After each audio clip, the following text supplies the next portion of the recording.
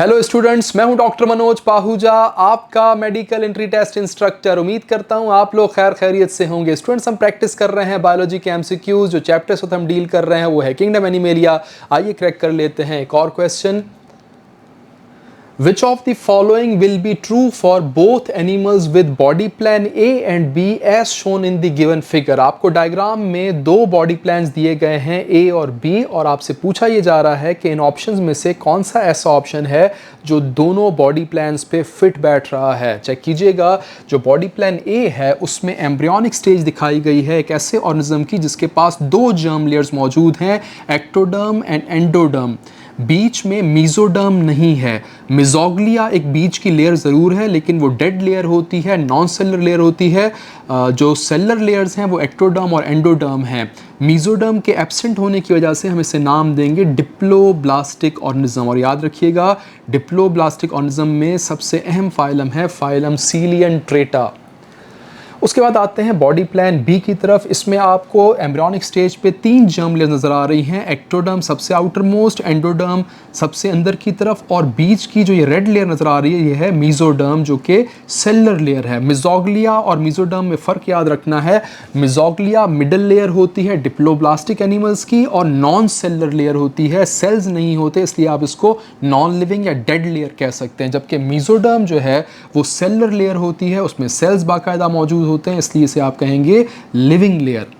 तो आपको पता चल चुका है कि यहाँ बात हो रही है बॉडी प्लान बी पे ट्रिप्लोब्लास्टिक एनिमल्स की, और यहाँ ए पे बात हो रही है डिप्लोब्लास्टिक एनिमल्स की। यहाँ फाइलम सीलियंट्रेटा याद रखना है। इसके बाद आप यहाँ पे मुख्तलिफ फाइलम याद रख सकते हैं, फाइलम एनालीडा, आर्थ्रोपोडा, मोलेस्का, कॉर्डेटा वगैरह। अब ऑप्शंस रीड कर लेते हैं।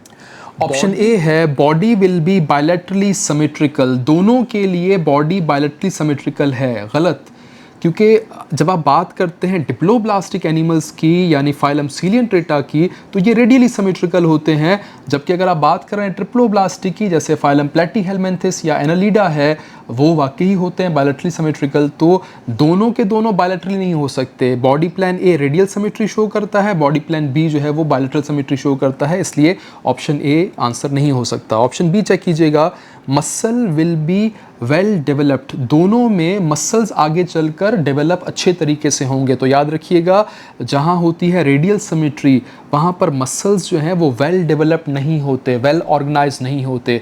जबकि अगर आप बात कर रहे हैं ट्रिप्लोब्लास्टिक एनिमल्स की, तो इनमें फाइलम टू फाइलम बेहतर अंदाज में मसल्स डेवलप होते जाते हैं। तो ये ऑप्शन बी गलत है। ऑप्शन सी चेक कीजिएगा, a true coelom will be present.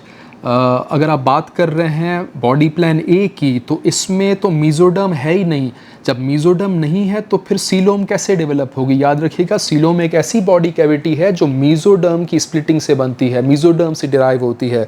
तो यहाँ मीजोडर्म है ही नहीं, तो आप ये भी कहेंगे कि सीलोम यहाँ पर प्रेजेंट नहीं हो सकती। जबकि जहाँ ट्रिप्लोब्लास्टिक ऑर्गेनिजम्स हैं वहाँ सीलोम की डेवलपमेंट होती है। जो फाइलम प्लेटीहेलमिन्थिस है वो एसीलोमेट्स होते हैं, उनमें सीलोम नहीं होती। नीमाटोड्स जो हैं वो सूडोसीलोमेट्स होते हैं, उनमें बॉडी कैविटी पाउचेस की शक्ल में या स्कैटर्ड पाउचेस होते हैं मीजोडर्म के, जो कि एंडोडर्म और एक्टोडर्म के दरमियान प्रेजेंट होती है।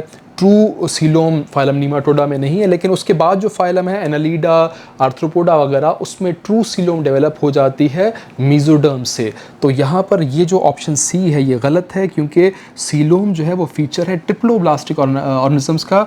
डिप्लोब्लास्टिक में सीलोम जो है वो मौजूद नहीं होती। तो ऑप्शन सी भी नहीं हो सकता। ऑप्शन डी चेक कीजिएगा, बोथ विल हैव सेल्स। जी हाँ, अगर आप बात कर रहे हैं डिप्लोब्लास्टिक एनिमल्स की, तो उनमें भी सेल्स होते हैं, इसी तरीके से ट्रिप्लोब्लास्टिक में भी सेल्स होते हैं। ऑर्गेनाइज इनटू टिश्यूज़, बिल्कुल सही, ये सेल्स टिश्यूज़ बनाते हैं, चाहे डिप्लोब्लास्टिक हों चाहे ट्रिप्लोब्लास्टिक हों, टिश्यू की फॉर्मेशन होती है सेल से। सिर्फ टिश्यूज़ डेवलप नहीं होते हैं फाइलम पॉरीफीरा में।